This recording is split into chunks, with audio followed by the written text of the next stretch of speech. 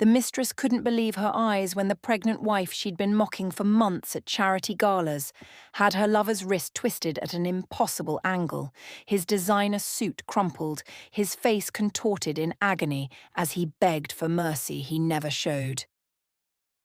Vanessa stood frozen in her Valentino gown, the same red dress she wore to seduce another woman's husband at his mother's fundraiser, screaming, "You said she was too refined to fight back.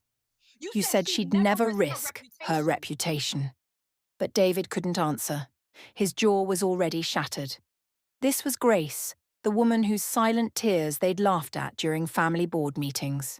The woman who served them four-course meals in their $60 million mansion while 6 months pregnant, listening to them call her too well-bred to ever cause a scene, too proper to matter.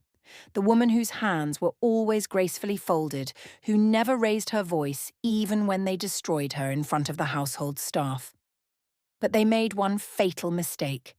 They thought her etiquette was submission. They thought her refinement was weakness. They thought a woman raised with discipline and grace had forgotten she was once a weapon. "I begged you," Grace whispered, her voice trembling as tears streamed down her face, her pregnant belly rising and falling with controlled breath beneath her silk dress. "I begged you to honor our vows, to respect what we built. But you brought her into our home, and your mother told her I was too polite to defend myself."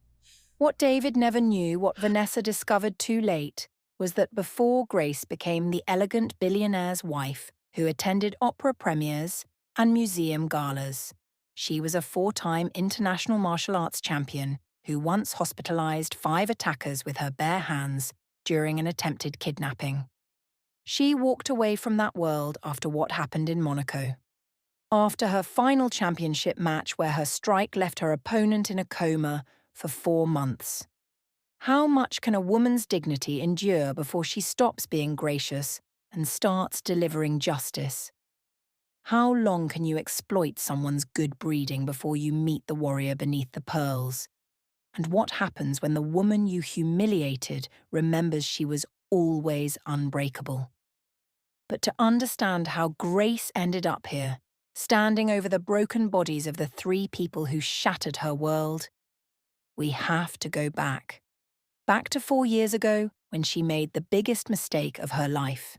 She fell in love with a man who saw her composure and mistook it for compliance. Grace met David Wellington III at the Venice Biennale. She was there as a guest of honor, invited by collectors who knew her family's name carried weight in artistic circles. He was there representing the Wellington dynasty, shaking hands with people who could increase his family's billion-dollar portfolio.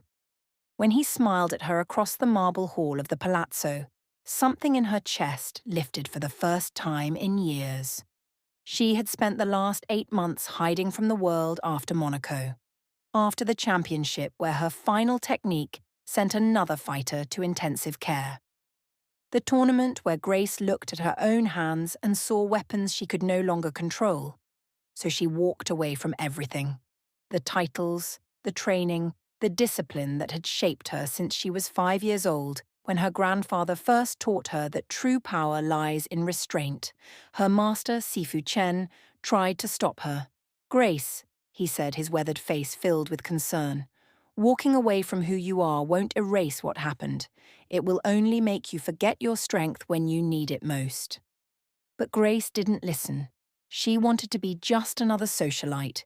She wanted to be soft. She wanted to be the kind of woman a good man could love without fear. David seemed like that good man. He was sophisticated, accomplished, heir to a commercial real estate empire worth $3 billion. He made her laugh at gallery openings when she thought she'd forgotten how. And when he proposed after 8 months with a 12-carat diamond ring at his family's estate in the Hamptons, she said yes, believing this was her second chance at a peaceful, elegant life. She was wrong. The first year of marriage was tolerable. Not perfect, but tolerable. David worked long hours managing Wellington properties. Grace managed their multiple residences, attended charity functions, and existed in their world of private jets and yacht clubs without really connecting. But it was quiet. It was refined. And for Grace, that felt like enough. Then his mother, Carolyn Wellington, came into the picture like a hurricane Grace never saw coming. Carolyn didn't just dislike Grace, she despised everything Grace represented.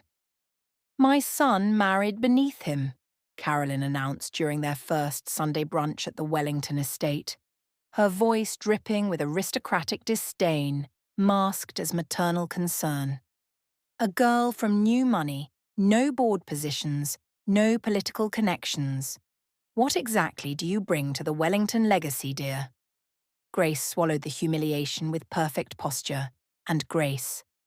"I bring love, Mrs. Wellington." Carolyn laughed, her diamonds glittering in the morning light. "Love doesn't build empires. Love doesn't secure generational wealth. Love is what middle-class people romanticize when they have nothing substantial to offer." David said nothing. He just sipped his imported coffee and let his mother destroy his wife piece by piece across the antique dining table.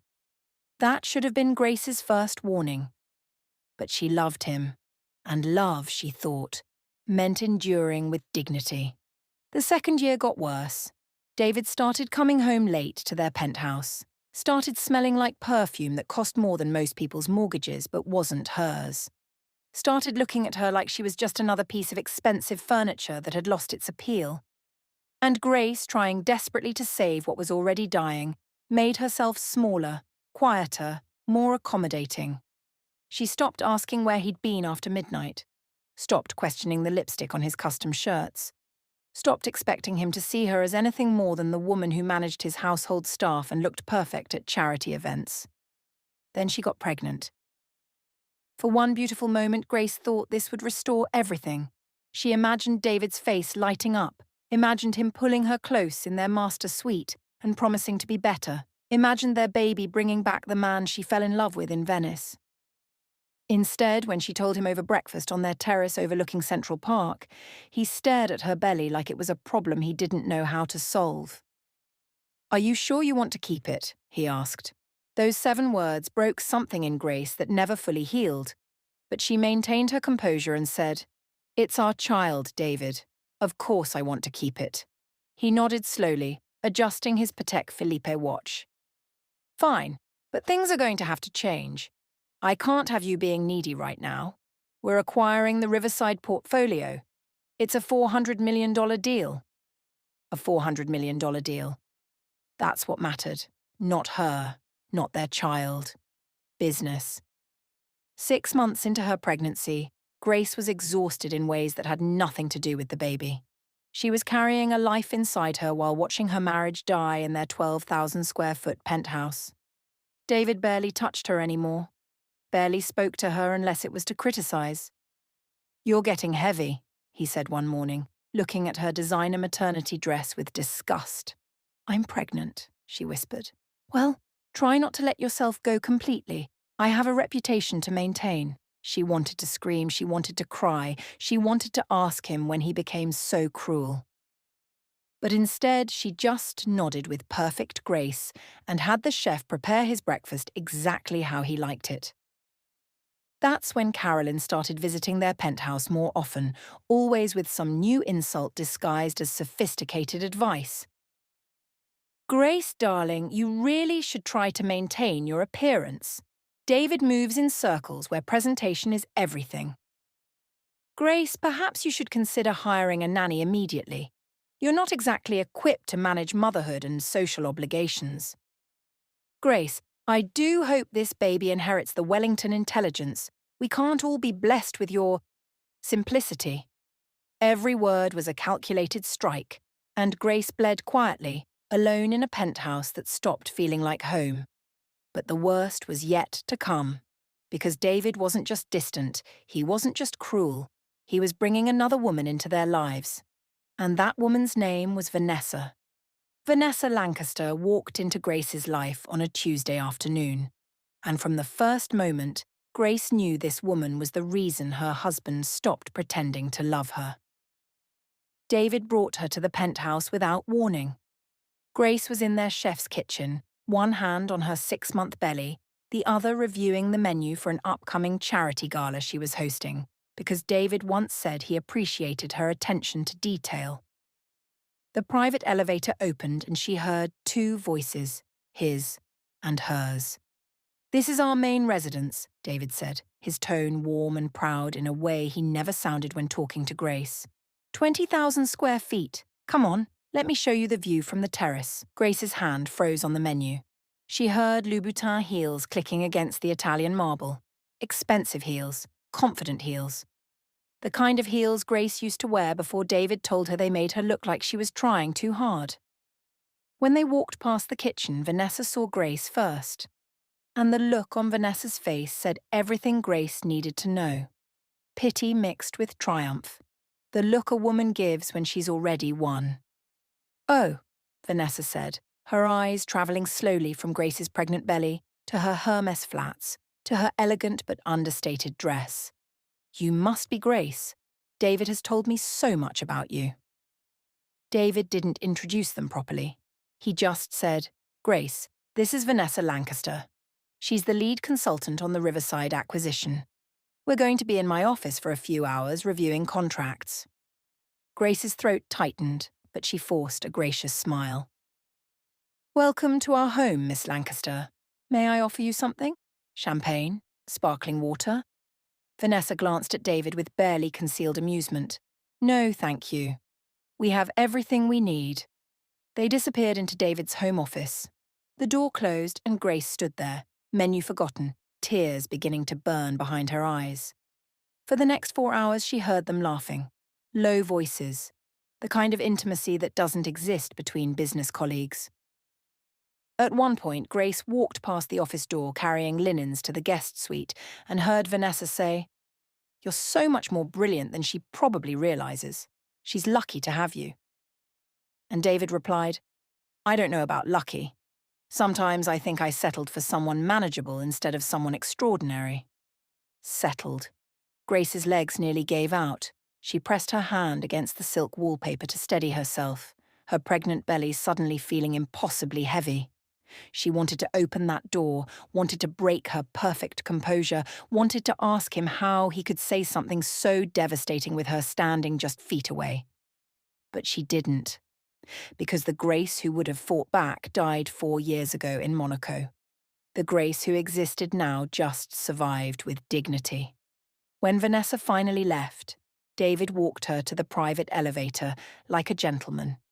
Grace watched from the hallway as he touched Vanessa's lower back, his hand lingering, leaning in close to whisper something that made her laugh. After Vanessa descended in the elevator, David came back inside and walked right past Grace like she was invisible. "How was your meeting?" Grace asked softly. "Productive," he said without looking at her.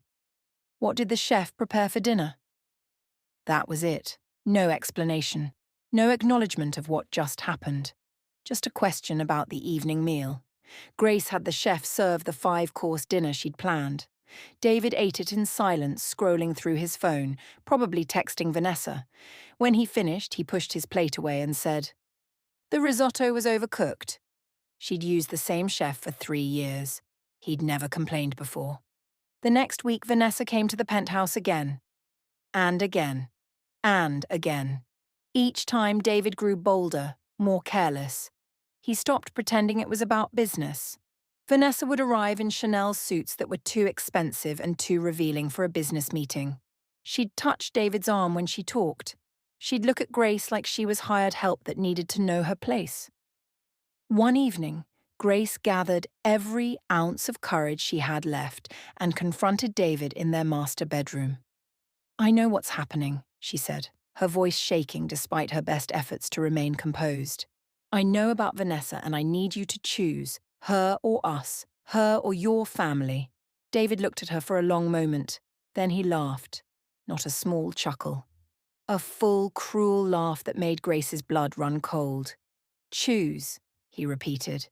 "Grace, you don't get to give me ultimatums. You don't have that power. Look at yourself. You're 6 months pregnant with no prenup in your favour. You have no income, no career, no leverage. Where exactly are you going to go? What are you going to do?" The words hit her like physical blows. "I'm your wife," she whispered. "You're a wife," he corrected coldly. "Not my only option. Not even my best option anymore. Grace felt something crack inside her chest. Not break. Crack. Like the first fracture in ice before it completely shatters. "Why did you marry me?" she asked, tears finally spilling over despite her training to maintain composure. "If you think so little of me, why did you marry me?" David shrugged, his face detached and emotionless. "Because you were easy, Grace. You didn't challenge me. You didn't demand anything. You just existed beautifully in the background. And for a while, that was exactly what I wanted. But now," he adjusted his cufflinks, "now I want someone with more substance. Someone like Vanessa. What emerged from the broken pieces wasn't the refined wife who attended charity galas. It was the champion who had been screaming to get out for 4 years." Grace's breathing changed, deepened. Her stance shifted a subtle but unmistakable to anyone who knew what to look for. Her center of gravity lowered. Her eyes, which had been filled with tears moments before, went completely calm. Sifu Chen used to say, "The most dangerous fighter is the one who has been trained to control their power and chooses the moment to release it." Grace had just reached that moment. David saw the change but didn't understand it. "What's that look?" he asked, his confidence wavering. "You trying to scare me?" Vanessa stood up from the sofa, her expensive dress rustling, sensing something shift in the room's energy. "David, maybe we should just—" But David wasn't done. His ego, his cruelty, his absolute certainty that Grace was powerless pushed him forward. He reached for her arm again, his grip harsh. "Move! You're embarrassing us in front of a—" Grace's hand shot out faster than any of them could process and caught his wrist, not gently, not like a wife, like a master who had spent 23 years training her grip to be unbreakable. David's eyes went wide. "What the ah?" Grace twisted, a simple, precise motion, and David's entire body bent forward, his arm locked behind his back at an angle that made him gasp in pain. "Grace," he started to say, but she wasn't listening anymore. Carolyn screamed. "What are you doing? Stop this instant! I'll have you arrested!" Grace's voice came out calm, terrifyingly calm. "You said I was too well-bred to fight back." She applied more pressure, and David cried out, his knees buckling. "You said I was too refined to cause a scene." Another adjustment of her grip, and David's shoulder joint began to separate. "You brought her into my home," Grace whispered, tears streaming down her face even as her hands remained steady as steel, "and told her I knew my place." Vanessa rushed forward to help David, but Grace's free hand shot out, catching Vanessa's wrist mid-motion. Grace pulled, using Vanessa's momentum against her, and suddenly Vanessa was on the floor, her Valentino gown twisted around her, staring up in absolute terror at the pregnant woman she'd been mocking for months. Carolyn tried to intervene, grabbing Grace's shoulder. "You little—" But Grace's elbow came back in a controlled strike that caught Carolyn in the solar plexus, not hard enough to seriously injure, but hard enough to knock the wind out of her and send her stumbling backward into the custom furniture. "You said she was too refined to fight back," Vanessa screamed at David. "You said she'd never risk the family reputation." David tried to speak, tried to answer, but Grace's grip tightened, and he heard and felt something in his jaw crack as she swept his legs and brought him down to the marble floor beside his mistress. Grace stood in the wreckage of her living room, breathing steady and controlled, while David writhed on the floor holding his arm. Vanessa scrambled backward with her designer dress torn, and Carolyn gasped for air, her perfect composure completely destroyed. The woman they had mocked, the woman they had broken, the woman they thought would never fight back was standing over them like a force of nature they never saw coming. "Grace, stop," David gasped, his voice wet with pain. "Please, I'm sorry, I'll fix this." "Sorry?" Grace's voice cracked, not with weakness, but with 4 years of buried rage finally breaking free. "You're sorry now? When your arm is broken? When you're on the floor? Where was your sorry when you shoved your pregnant wife? Where was your sorry when your mother orchestrated this humiliation?" Vanessa tried to crawl toward the elevator, but Grace's foot came down, a knot on her, just in her path. A warning. Vanessa froze, looking up at Grace with eyes that finally understood what David should have told her from the beginning. This woman was never helpless. She was just holding back. "Please," Vanessa whimpered. "I didn't know. They said you were too proper to—" "Too proper to defend myself?" Grace finished for her. "Too well-mannered to protect my child?" Grace crouched down, her pregnant belly between her knees, and looked Vanessa directly in the eyes. "Did it make you feel powerful, sleeping with another woman's husband, sitting in her home, drinking from her crystal? Did you feel like you won?" Vanessa couldn't answer. She just shook her head, tears streaming down her face, her mascara running in black streaks. Grace's voice dropped to barely a whisper, but every word cut like glass. "You didn't win anything. You just showed me who you all really are. And now you're going to learn what happens when you mistake good breeding for weakness." David tried to stand, clutching his broken arm. "Grace, this is insane. You're going to prison for this, I'll make sure." Grace stood up slowly, her hand resting on her belly, and smiled. Not a happy smile. The smile of someone who had finally stopped caring about maintaining appearances. "Will you?" she asked. "You shoved a pregnant woman? You brought your mistress into our home with your mother's help and humiliated your wife. You put your hands on me first, David. I have the household staff as witnesses. I have security footage from our own cameras. I have 6 months of your mother's text messages calling me worthless. I have your credit card statements at the Four Seasons. I have everything." David's face went pale as he realized what she was saying. Grace had been quiet. But quiet people pay attention. Quiet people see everything. Quiet people document while everyone else is busy running their mouth. Carolyn finally caught her breath, her face red with rage and humiliation. "You'll never get a penny," she hissed. "I'll destroy you in court. The Wellington name—" "The Wellington name?" Grace interrupted, her voice still eerily calm. "The name you've been using to terrorize me.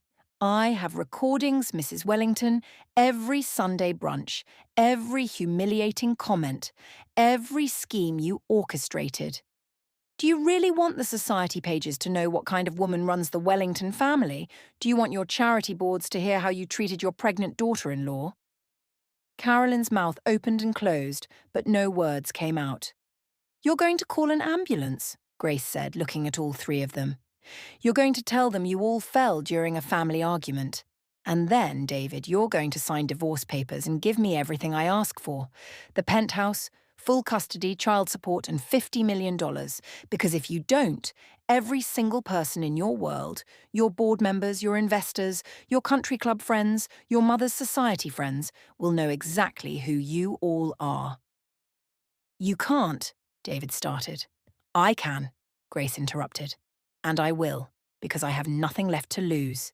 You took everything from me. My dignity, my peace, my love.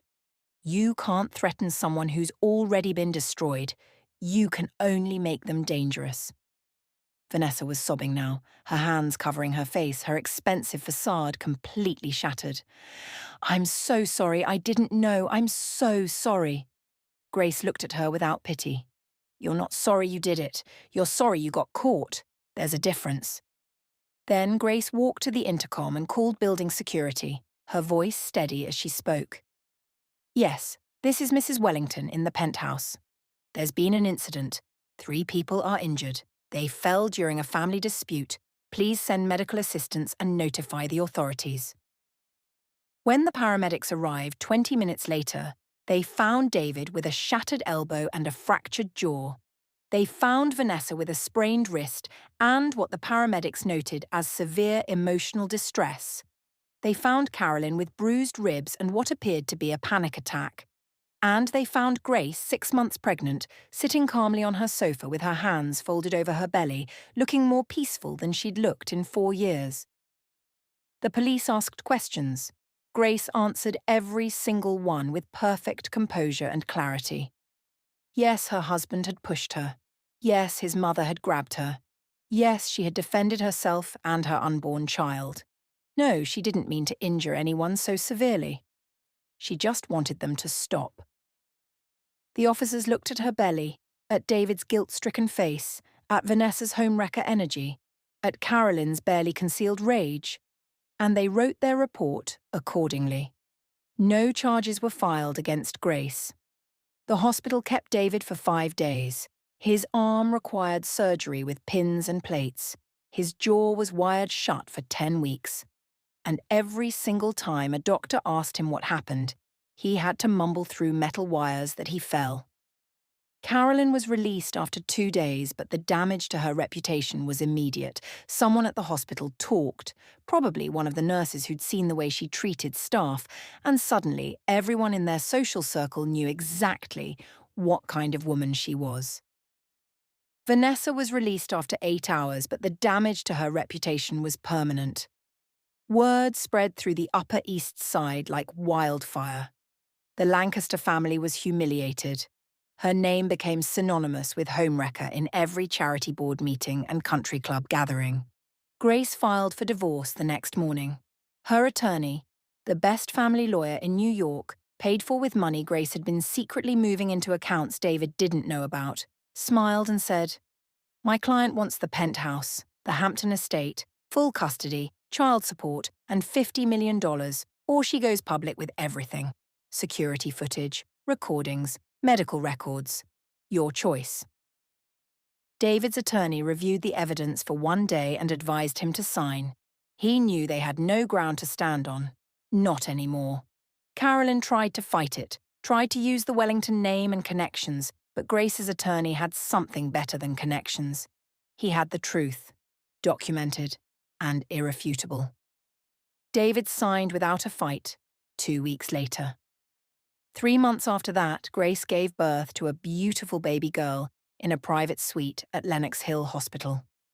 She named her Isabella, which means devoted to God, because Grace had prayed for strength and her daughter represented the answer to those prayers. She raised Isabella in the penthouse that was now fully hers, with a net worth of over $80 million, including her settlement and her own family's wealth.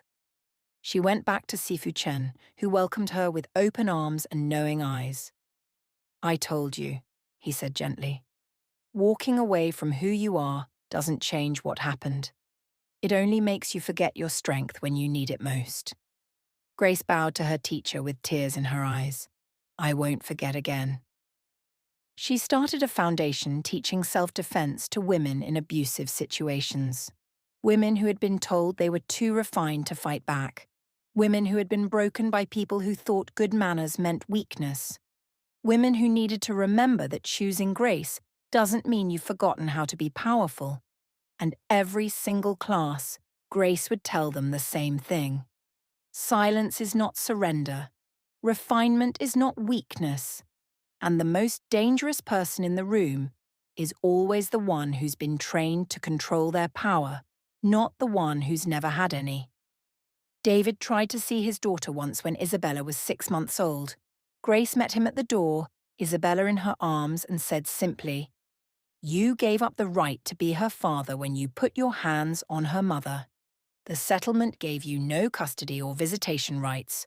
Don't come back." He never did. Vanessa sent a letter months later trying to apologize, trying to explain, trying to salvage something. Grace burned it without reading it. Some people don't deserve your forgiveness. They just deserve your silence. Carolyn tried to sue for grandparent visitation rights. Grace's attorney buried her in legal motions and negative publicity until Carolyn withdrew the suit in humiliation. The Wellington matriarch lost her positions on 3 charity boards after Grace quietly shared certain recordings with key board members. Carolyn spent the rest of her life knowing she destroyed her own family legacy. Years later, when Isabella was old enough to ask about her father, Grace told her the truth in words a child could understand. "Your father forgot that love means respect. He forgot that strength comes from discipline, not cruelty. And he forgot that the quietest person in the room is often the strongest." "Are you the strongest, Mama?" Isabella asked, her eyes wide. Grace smiled, pulling her daughter close. "I'm strong enough to protect you." Strong enough to protect myself, and strong enough to know that I never have to prove it unless someone forgets. Isabella hugged her tight. I won't forget, Mama. Good, Grace whispered into her daughter's hair, because you come from a long line of warriors. And warriors don't destroy people, we protect them. But when someone tries to destroy us, what do we do? Isabella asked. Grace's eyes held a quiet fire, the same fire that had put 3 people in the hospital and set her own soul free. We remind them why they should have left us in peace. And that's exactly what Grace did. She didn't destroy David's life out of revenge. She simply stopped protecting him from the consequences of his own actions. She stopped making herself smaller so he could feel bigger. She stopped carrying his shame like it was hers to bear. She just let him fall under the weight of everything he'd done. The Wellington Empire fractured. Without Grace's steadying presence, David made terrible business decisions. The Riverside acquisition failed. Investors lost confidence. Within 3 years, Wellington Properties lost 40% of its value. David remarried eventually, another socialite who left him 2 years later for the same reasons Grace did. He ended up alone in a smaller apartment, his fortune diminished, his reputation destroyed. Carolyn watched her son's decline from her estate, which she eventually had to sell to cover legal fees and tax debts. She died alone 5 years later, her obituary in the Times notably brief, with no mention of charitable works or society contributions, just dates and surviving relatives. Vanessa never recovered socially.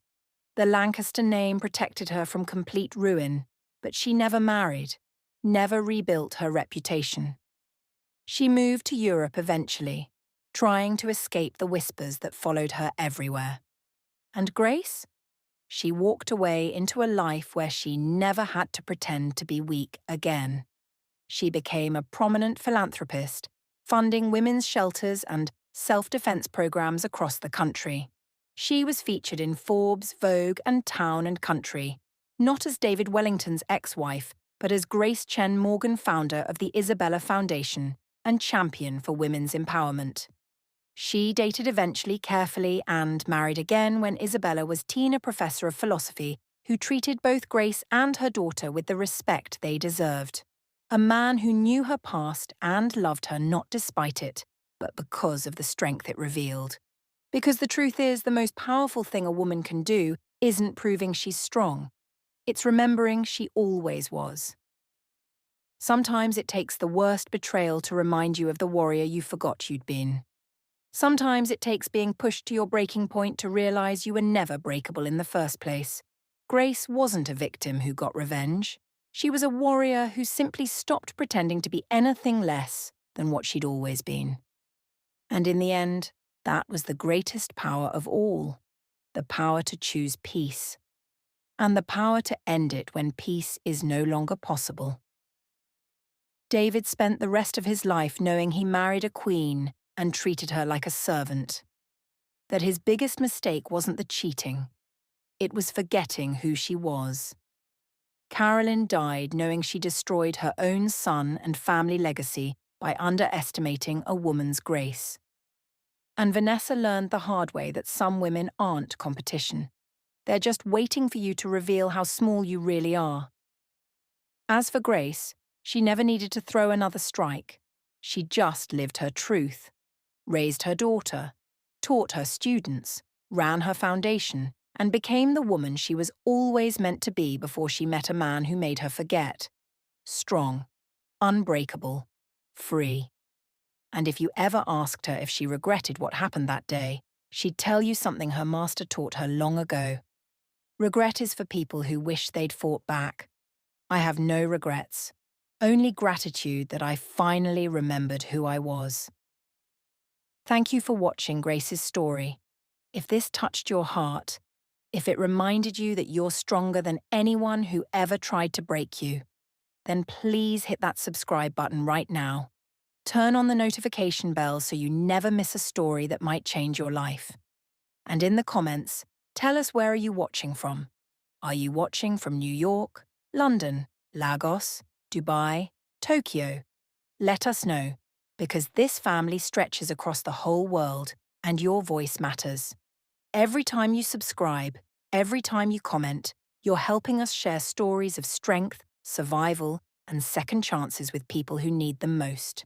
So subscribe, turn on that bell, and remember, the quietest person in the room might just be the one who changes everything. Thank you, family. Until next time.